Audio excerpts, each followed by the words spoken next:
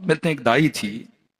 अब ये छोटे छोटे वाकयात अमीरुल मोमिनीन के ज़माने में होते थे। शायद खुदा ऐसे वाकयात रूनमा करता था ताकि लोगों को पता चले हकीकत में मुश्किल कुशा कौन है, हकीकत में हल्लाल मुश्किलात कौन है।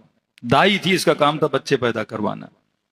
एक घर में दो खवातीन आमला थी, और जब एक की डिलीवरी का वक्त आया तो ये गई, और दूसरी की डिलीवरी अगले दिन होनी थी। और इत्तेफाक से जब उस एक खातून को तकलीफ होने लगी तो दूसरी के भी दर्द शुरू हो गए।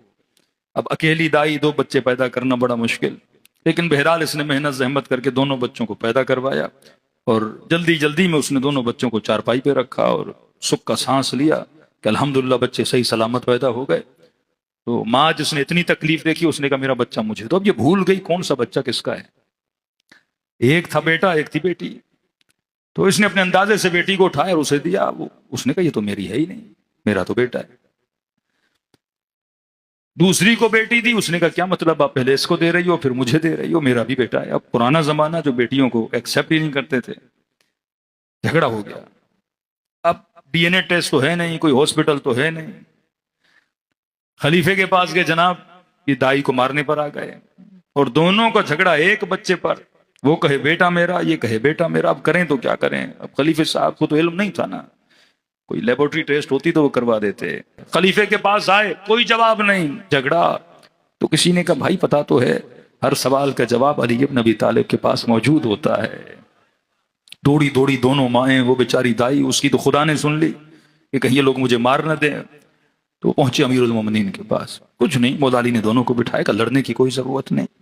कनीज को कहा 2 प्याले लाओ, कनीज 2 प्याले लाई।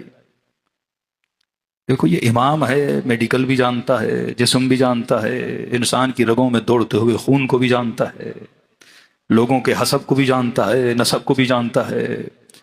कहा कि 2 प्याले लाओ, 2 प्याले लाए गए। एक खातून को दिया, दूसरी खातून को कहा जल्दी निशान लगाओ कौन सा तुम्हारा है और कौन सा इसका है। दोनों ने निशान लगाया। मौला ने कहा कमरे में जाओ और प्यालों को दूध से भर के लाओ।